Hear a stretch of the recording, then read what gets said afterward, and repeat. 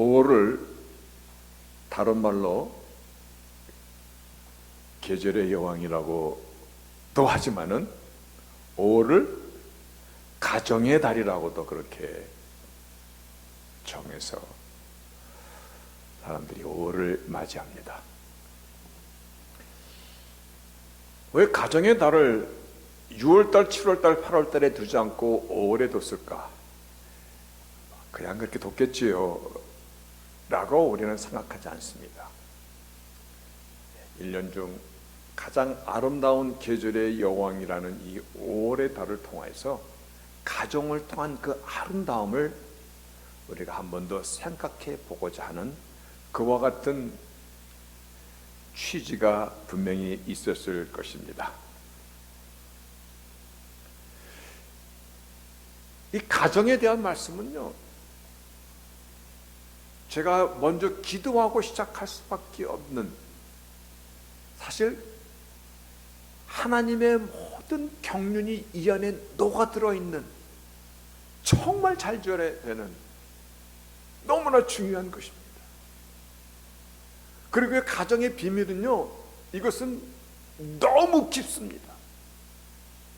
사람이 성인이 되어 독립을 하여 자기의 가정을 꾸밀지라도 어렸을 적에 내가 살던 가정의 그 영향은 떠나지 않습니다.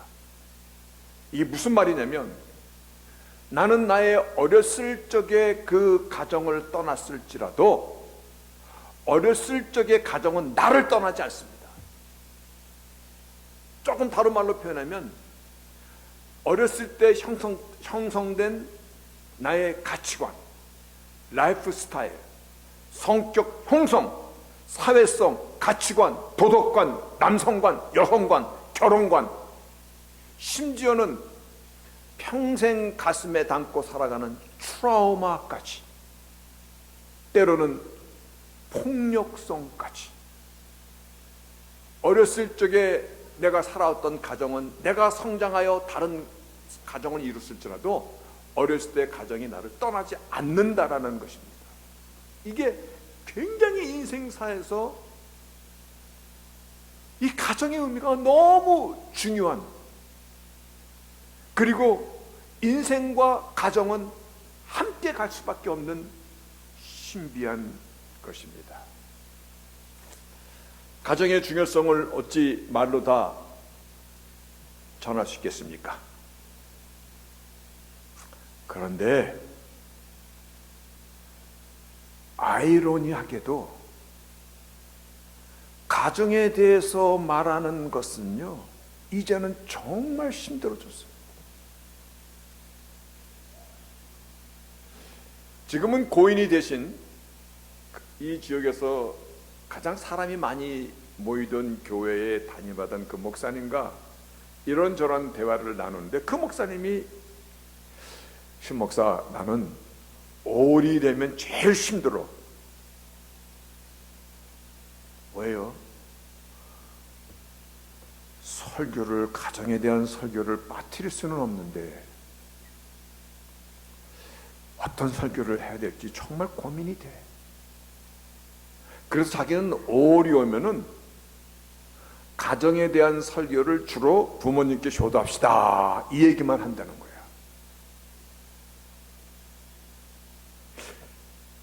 근데 저도요, 오래전입니다. 5월달 내내 가정에 대한, 가정의 기초, 부부의 관계, 자녀의 관계, 부모와의 관계, 그리고 뭐 이런 가정에 대한 설교를 5월달 내내 전하면서 제 딴에는 우리 성도님들이 은혜 많이 받았겠다 그렇게 착각하고 있었는데, 5월달이 지나서 6월달에 그 당시 피아노 반주하던 그 집사님이, 목사님, 해도 너무합니다. 5월 한 달 동안 가시방석에 앉아서 죽는 줄 알았어요. 설교 듣는 게 이렇게 무서운지 죽는 줄 알았어요.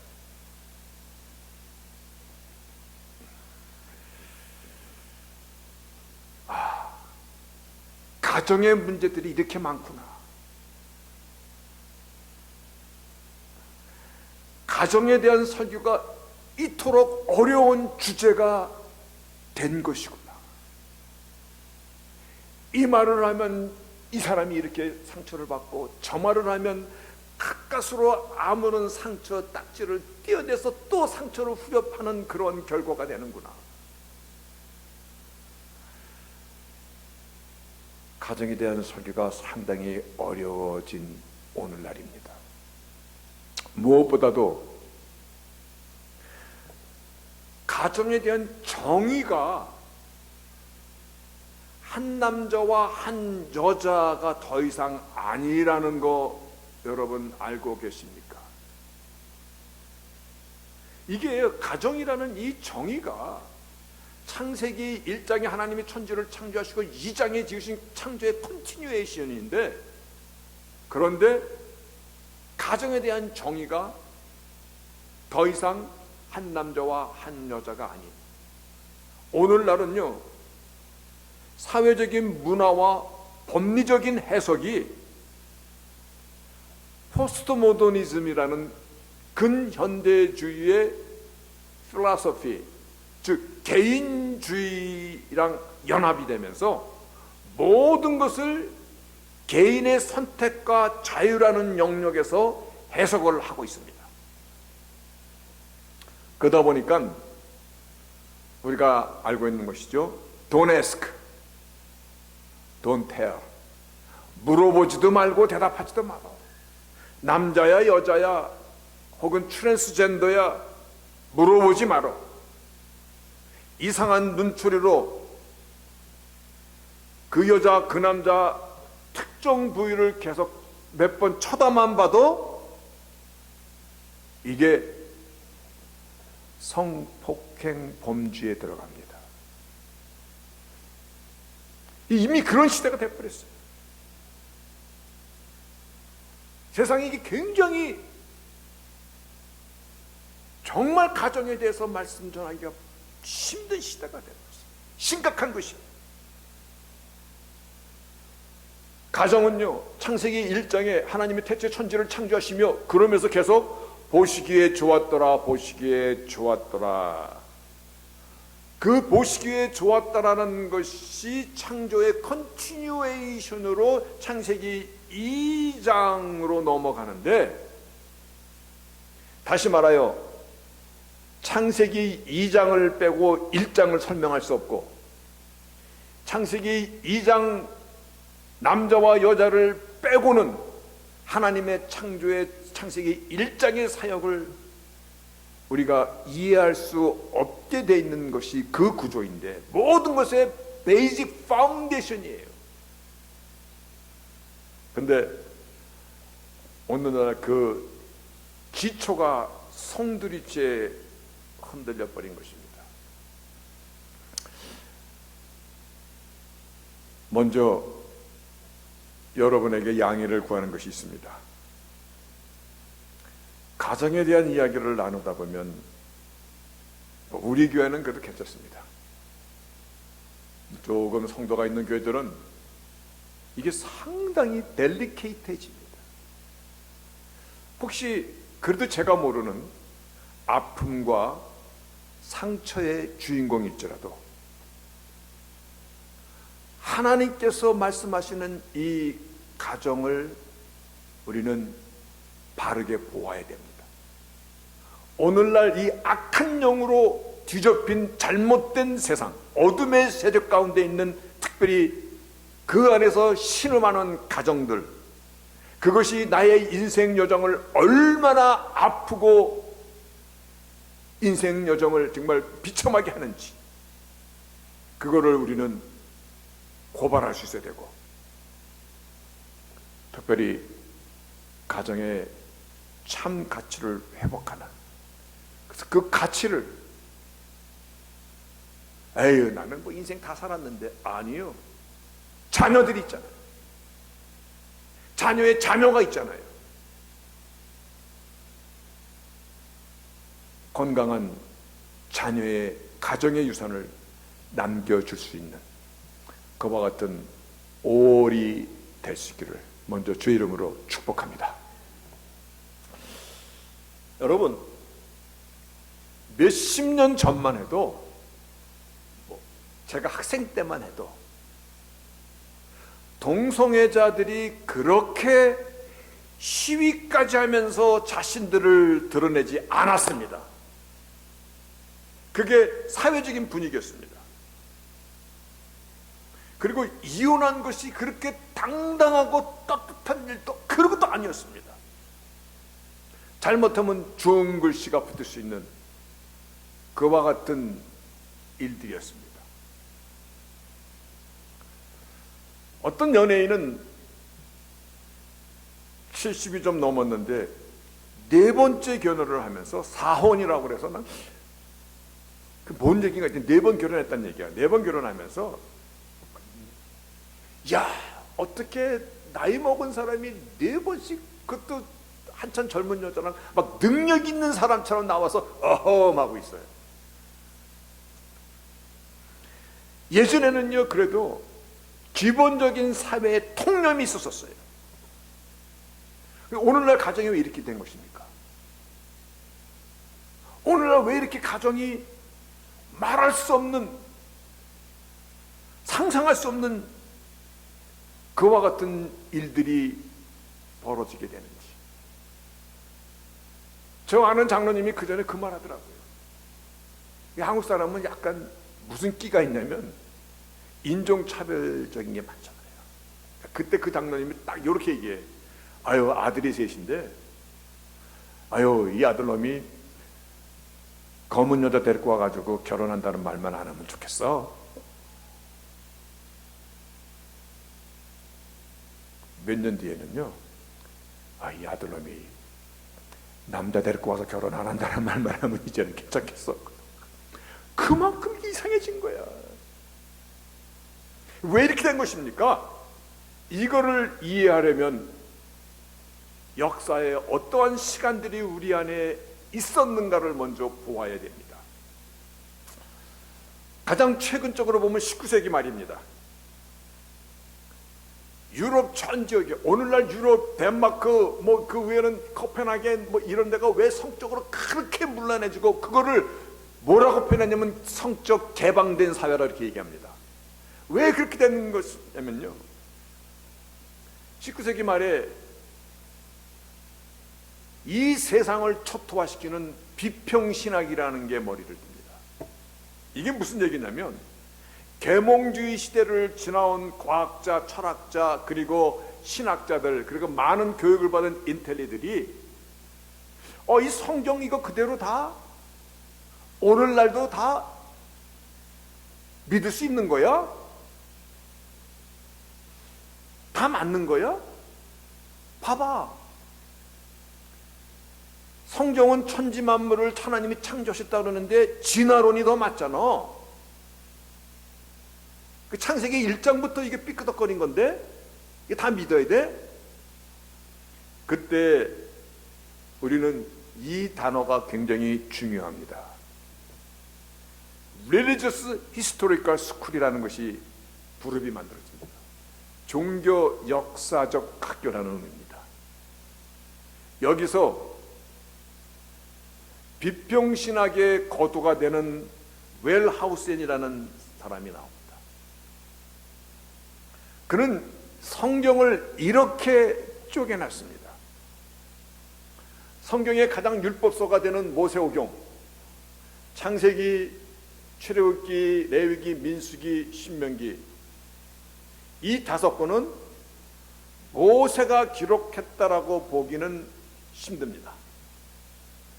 최소한도 4명의 저자가 한 시대도 아니고 각기 다른 시대에 살던 사람들이 모여서 편집하고 짜집기 한 것입니다. 그래서 그것을 JEDP 티오리 그렇게 얘기했습니다.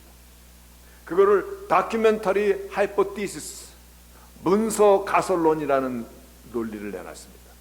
이게 뭐냐면 J 여호와, E 엘로힘, D 신명기, P 대제사장.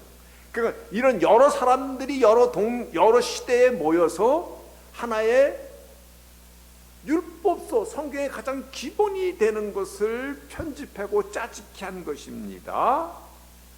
다큐멘터리 하이포티시스, 문서 가설론을 내놨는데, 그렇지, 사람들이 막 열광을 했어요. 이 사건이 왜 중요하냐면 인간이 성경에 대해서 가위질을 하기 시작했다는 것입니다. 성경이 하나님의 말씀이라는 절대적인 권위를 의심하고 부정하기 시작하고, 이게 답이야 라고 내놓기 시작했습니다. 즉 문화와 과학과 인간의 논리와 철학이 성경 위에 서기 시작했다는 것입니다. 지지난주에도 그 표현을 잠깐 했었는데, 20세기 천재 물리학자 아인슈타인이 나는 유대인으로서 하나님의 존재를 믿지 않는다. 성경은 신성하지만 원시적인 전설, 신화를 모아놓은 책이다. 성경이 잘못되었던가, 오늘날의 문화와는 코드가 맞지 않는, 그래서 성경을 단순히 도덕률, 또 과학적으로 틀렸다든가, 사람들은 제멋대로 성경을 해석하기 시작했습니다. 거기서 태생된 것이 자유주의 신학입니다. 거기서 태생된 것이 남미를 강타한 해방신학입니다. 거기서 또 나오는 것이 블랙 디얼러지, 민족주의 신앙이 또 나옵니다. 왜 성경이 예수님이 백인이어야 돼? 흑인이면 안 돼. 동양 사람이면 안 돼. 거기서 또 나오는 것이 오토닥시, 정통신학이라는 게 나옵니다. 그냥 자기들이 볼 때 정통. 근데 그것이 또 마음에 안 들어서 네오 오토닥시, 뉴 정통신학. 언젠가도 말씀드렸듯이 신정통주의의 칼바르트는 귀수입니다. 그가 한 얘기입니다. If there is a contradiction in the Bible, contradiction이라는 것은 앞과 뒤가 맞지 않는다는 얘기예요. 성경에 앞과 뒤가 안 맞아도 just believe it, 그냥 믿어. That is the faith. 그게 믿음이야. 그게. 이게 뭔 얘기하는 거예요? 성경의 창조론을 얘기하지만 진화론이 맞잖아. 하나님이 6일 동안 천지만물을 창조하셨다는데 그럴 수가 있을까? 하나님이 말씀으로 천지를 지으셨는데 빅뱅 띠오리가 더 맞는 거 아니야?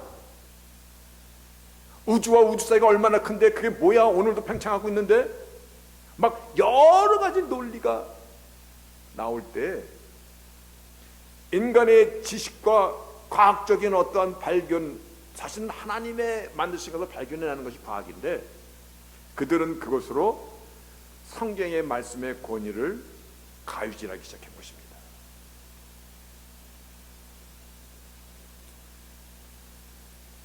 오늘날 교회는 성당이랑 다릅니다. 우리는 리포머, 개혁주의의 후예들입니다. 개혁주의 중에서도 이벤젤리칼, 즉 복음주의의 사람들입니다. 복음주의라고, 그러니까 리포머의 이벤젤리칼 복음주의라고 말하는 많은 사람들, 그들이 이미 우리가 알고 있듯이 PCUSA 통합축이죠. 그리고 요한 웨슬리의 감리교, 심지어는 보수 중에 찐 보수라고 얘기한 서든 베프티스트, 남침례 교단에서 몇 년 전에 플로리다 올란도에서 열린 총회에 총대들이 15,000여 명 모여 있는데 거기서 동성애를 합헌으로 인정합니다. 오늘날 감리교 크게 UMC, KMC, 유나이티드 메토디스트, 코리안 메토디스트, 여기서 나온 사람들이 글로벌 메토디스트, 또 새로운 감리교의 뿌리를 하나 또 만들어 가는데, 그들이 동성애를 인정하지 않으면 교단에서 내쫓깁니다. 목회자도 나가라고 합니다. 지금 문제는 이겁니다. 왜 이렇게 된 것입니까?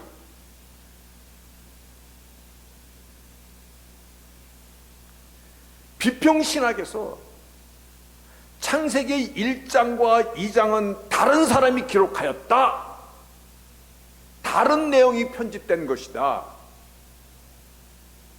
1장과 2장은 말이 안 맞아. 다시 말하여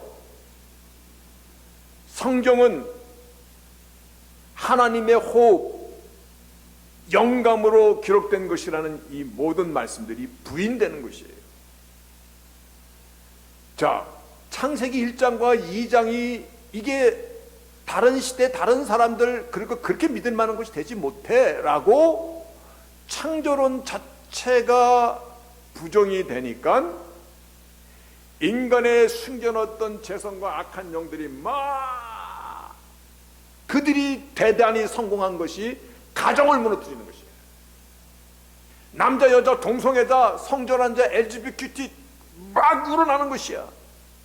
하나님의 창조 역사가 완전히 케이오스, 혼탁해지는 것이야. 그 중에서 가장 결합적으로 결집된 것이 가정과 결혼관이에요. 이것이 그들은 뭐라고 얘기하냐면요, 동성애자도 진화론적 우생학적 결과야. 우생학적 결과야.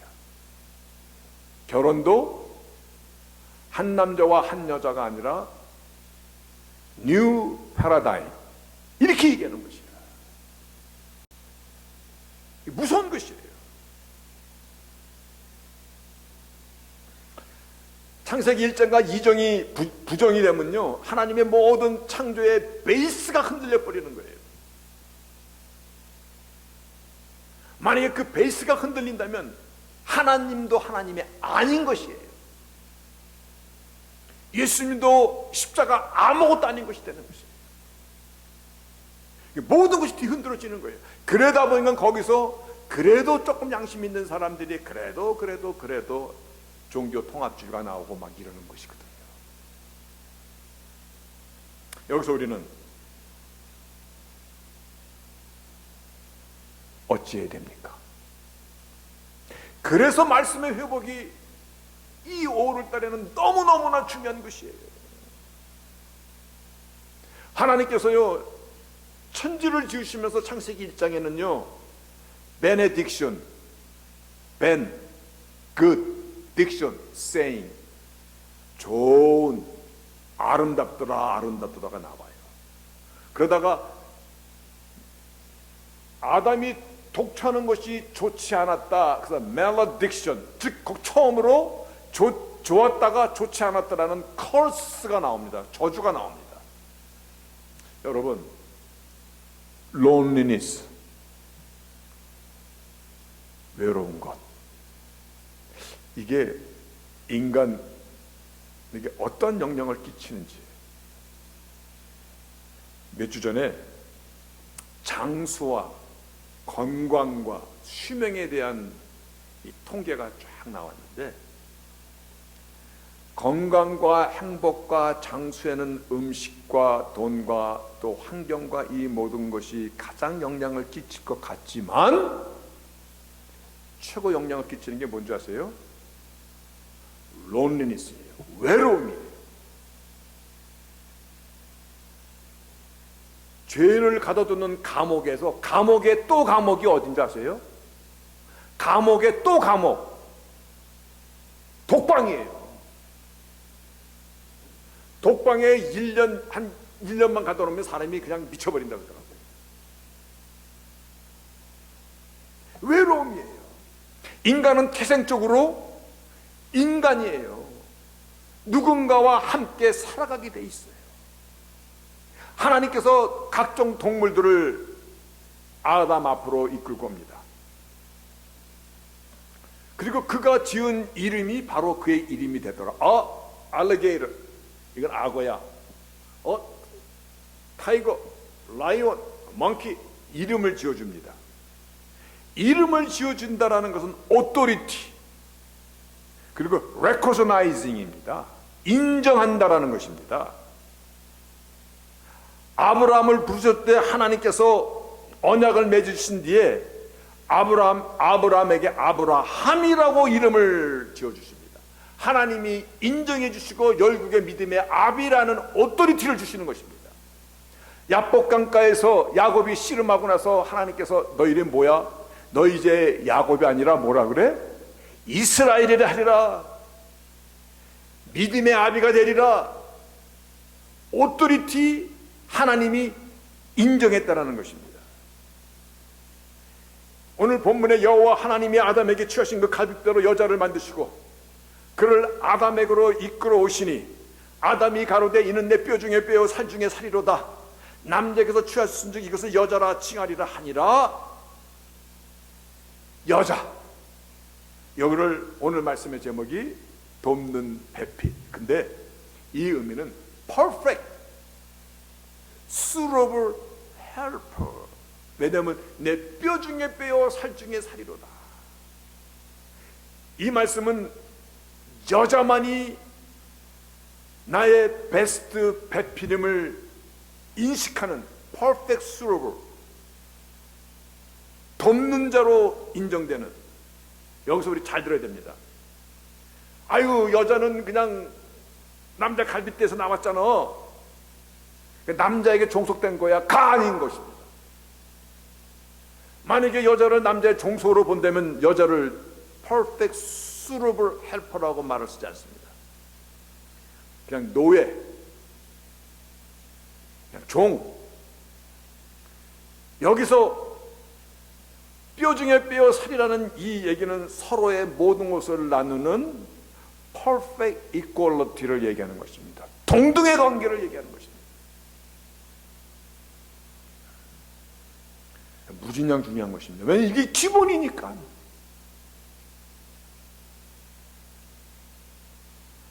옛날에 우리 아버지, 할아버지 세대는요, 여자가, 남자가, 아니 사배가 칠거지약.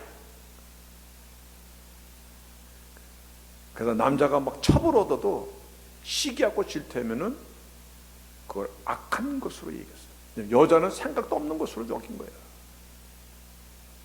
그런 사회에서 우리가 성장한 사람들이에요. 그런 것이 어디서부터 나온 거야?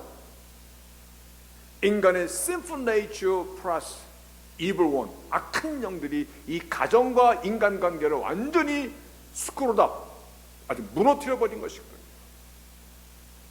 여기서 우리는 가정을 다시 한번 재조명해야 됩니다. 여러분, 해마다 5월달에 오면 가정의 설교 합니다. 딱 한 번만 합니다. 오늘 이 말씀이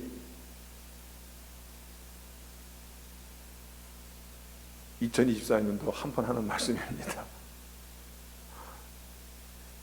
귀 기울여 주시기를 바랍니다. 오늘 말씀이에요. 창세기 1장 27절에 하나님이 자기 형상 곧 하나님의 형상대로 사람을 창조하시되 남자와 여자를 창조하시고 하나님이 그들에게 복을 주시되 그들에게 이르시기를 생육하고 번성하고 충만하고 정복하고 다스리라. 동사 5가지 복을 내려주십니다. 여러분,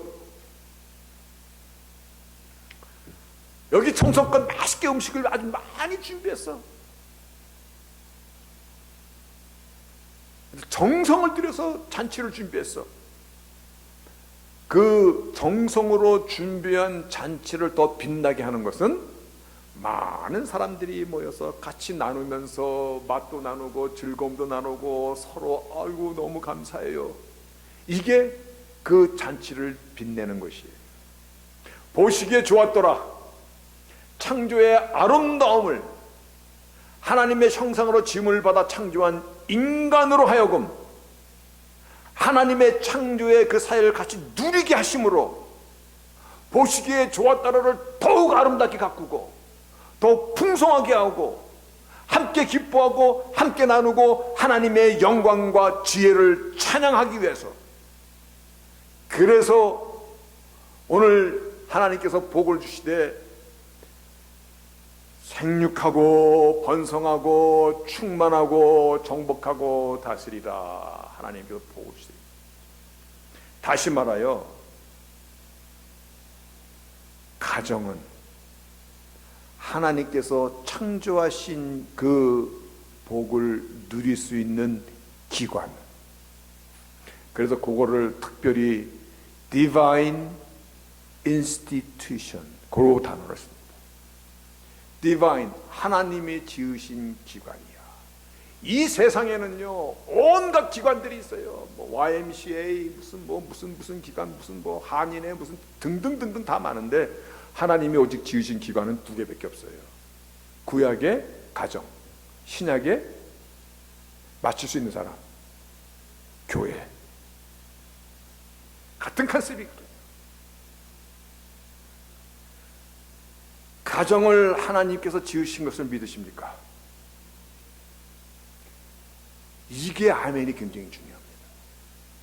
왜냐하면 하나님이 지으신 기관이기 때문에 가정은 반드시 하나님의 법이 살아있어야 된다는 것입니다. 하나님이 지으셨습니다, 거기까지는 아는데 하나님의 법은 생각지 않으면요 이게 아무것도 아닌 것이에요. 가정의 아픔이 어디서 시작됩니까? 창조의 법이 지켜지지 않을 때입니다. 바로 그것에 불을 지핀 것이 19세기 빗병신학입니다. 그것이 뿌리를 내리고 미국의 1950년 60년대에 미국의 교육 시스템이 바뀌어버립니다. 윤리, 도덕, 성적 타락이 그때부터 막 집중적으로 우리가 사는 이 사회를 초토화시킵니다. 그러다가 뉴 패러다임, 남자든 여자든 물어보지 마라. 군대에서도 물어보면 안 돼. 여자끼리 살아도 가정, 결혼이라고 다 그런 시대가 돼버린 거예요.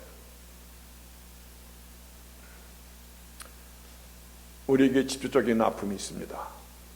잘못된 가정관을 보고 컸거든요. 남편과 부인은 종속의 관계가 아니에요. 똑같이 아프고 똑같이 인격이 있고 똑같이 동등의 관계예요. 그래서 perfect suitable helper라는 말. 다만 약한 그릇이기 때문에 보호해야 되고, 남자는 가장으로서의 위임된 오토리티로 가족원을 보살피라고 주신 것이에요. 그게 아담에게 준 그 오토리티로 부인 위에 군림하라고 준 게 아니라 그 오토리티로 가족 구성원을 보살피라고. 아유, 목사님 에베소서에 부인들아 남편에게 복종하라 있지 않습니까? 그게 에베소 5장 22절 말씀입니다. 근데 5장 21절 그 바로 위에 있는 말씀 보세요. 거기 뭐라고 써 있어요? 서로 복종하라 써 있어요. 그거는 빼더라고. 여러분, 가정은 디바인 플레이스입니다. 하나님의 영적인 장소입니다. 영적인 장소이기 때문에 반드시 크리에이셔널 디크리, 창조의 법이 그 안에 지켜져야 되는 것입니다. 오늘날 가정의 모든 문제들은요, 가정이 하나님의 기관임에 그거를 부정하는 것부터 시작해서 알더라도 하나님의 법이 그 안에 살아있지 않기 때문에 기초가 부서져 버린 것이에요. 법이 없는 사회 한번 생각해 보세요. 뉴욕에 살다 봤으니까 잘 알겠네. 한 6, 7시간 정전이 돼서 깜깜하니까요, 막 난리가 일어나서 슈퍼마켓이고 뭐 쇼핑센터고 다 때려부수고 막 훔쳐가고 난리가 나요. 법이 있어야되는 것이에요. 그래서 가정의 달은요, 하나님의 기관으로서 하나님의 법을 지킴으로 가정의 회복에 대해서 우리는 깨어 있어야 되는 것이에요. 말씀에 순종함으로 말미암아 축복의 약속을 누리며 살아가는 가정으로 회복되는 것이에요. 그래서 가정은 말씀 위에 다시금 세워져야 하는 달이 5월달입니다. 이럴 때 박수가 한번 나와야 되는 거예요.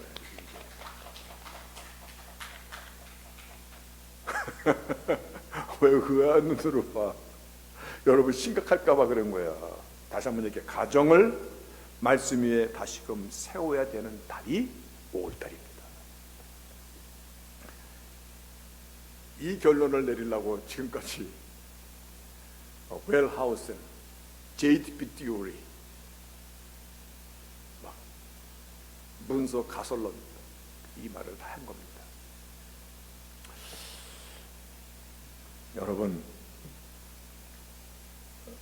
가정은 추억의 장소입니다.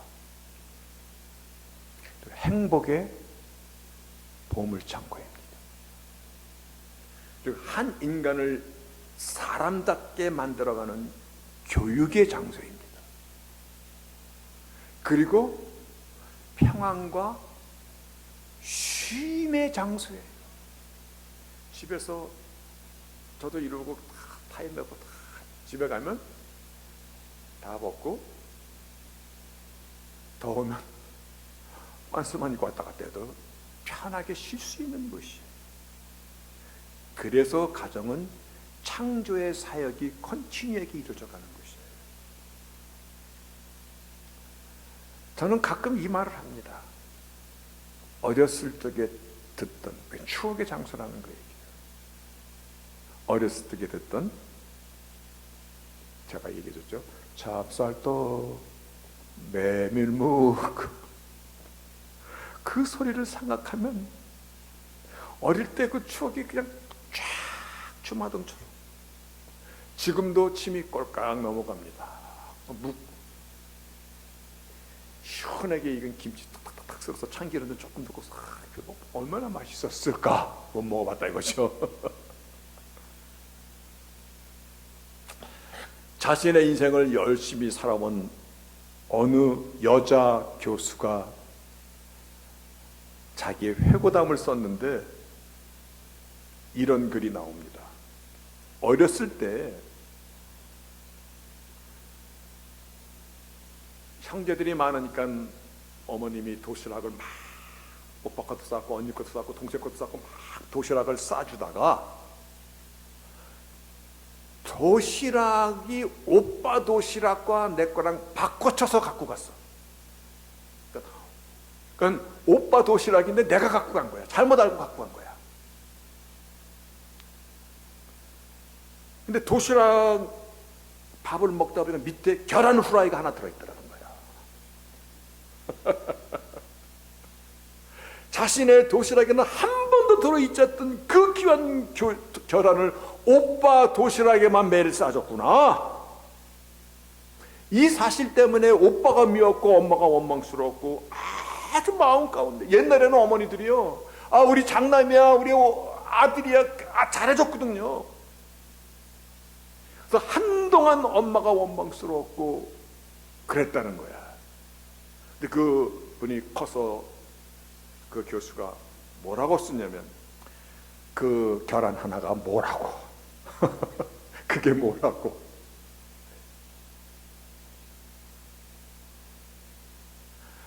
그때를 생각하면 어제 일처럼 생각나서 눈물이 납니다. 가정은 이렇게 평생에 추억을 만들어가는 것이에요. 그렇죠? 저도 멋있는 추억들이 좀 있습니다. 국민학교 들어가기 전에 어머님이 어디 말을 갔다 왔는데 고구마 하나를 찐 고구마를 하나 갖고 오셨는데 그거를 나를 줬는데 잠결에 그거를 먹지 못하고 그냥 안고 잤어. 아침에 어떻게 됐겠어요? 이불에 빈대떡으로 딱 달라붙어 있는 거야. 그거를 뜯어먹는데 그렇게 맛있을 수가 없어. 지금도 고구마 삶은 고구마를 보면 그 추억이 기억이 나는 거야. 추억이 있고 삶의 여정이 그대로 남겨져 있는 것, 기쁨 있고 슬픔 있고 동심으로 다시 돌아가게끔 하는 것, 그게 가정인 것이에요. 여러분, 우리는요, 내 나이가 지금 어땠는데 다 끝난, 그렇게 생각하지 마시기 바랍니다. 왜냐면요, 인간은 죽을 때까지 가정이라는 울타리를 형성하며 살아가게 돼 있어요. 자녀에게 그대로 전수되어지는 것입니다. 말씀드렸듯이 내 가정은 내 아버지로부터 배운 것이고 내 아버지는 그 아버지로부터 배운 것이고,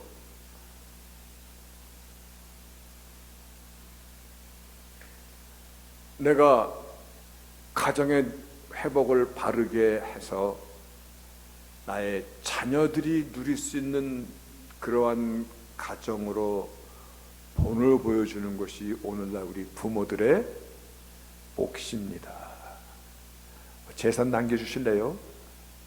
그거 남겨줘봤자 자녀들끼리 감사만 잃어버리고 싸웁니다. 가정의 소중함을 남겨주는 것입니다.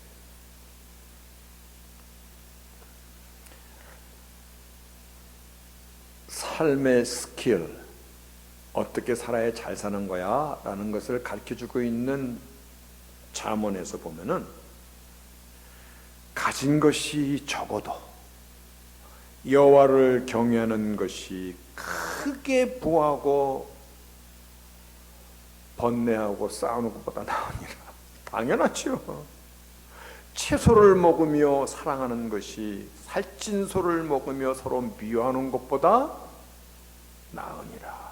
아멘입니다. 그래서 시편 127편 이 말씀으로 말씀을 맺고자 합니다. 이게 성전으로 올라가는 노래인데, 성전으로 올라가면서 가정에 대한 이 기쁨을 노래한 시편인데, 128편이네. 여호와를 경외하며 그 도에 행하는 자마다 복이 있도다. 내 손이 수고한 대로 먹을 것이라. 내가 복되고 형통하리로다. 내 집, 내 실에 있는 내 안에는 결실한 포도나무 같으며. 여러분, 포도가 막 알이 막 탐스럽게, 그리고 짙은 보라색을 띠면서 있는 아름다움을 생각해 보세요. 포도 하나를 딱 입에 넣으면 그 포도의 달콤한 즙이 입안을 싹 감싸듯이 절실한 포도나무 같으며, 내 상에 들린 자식은 어린 감람나무 같으리로다. 아멘입니다. 여호와를 경외하는 자는 이같이 복을 얻으리로다. 아멘입니다. 내 자식의 자식을 볼지어다. 손주를 보면 얼마나 이쁩니까? 그렇죠? 여러분, 하나님의 법을 회복하는 저희들이 되셔야 됩니다. 하나님의 축복의 약속은요, 나의 인생 때에서 끝나는 것을 얘기하지 않습니다. 자녀의 자녀들, 이 축복을 오늘부터라도 회복하며 누리며 사는 저희들이 되시기를 주의 이름으로 축복합니다. 아멘.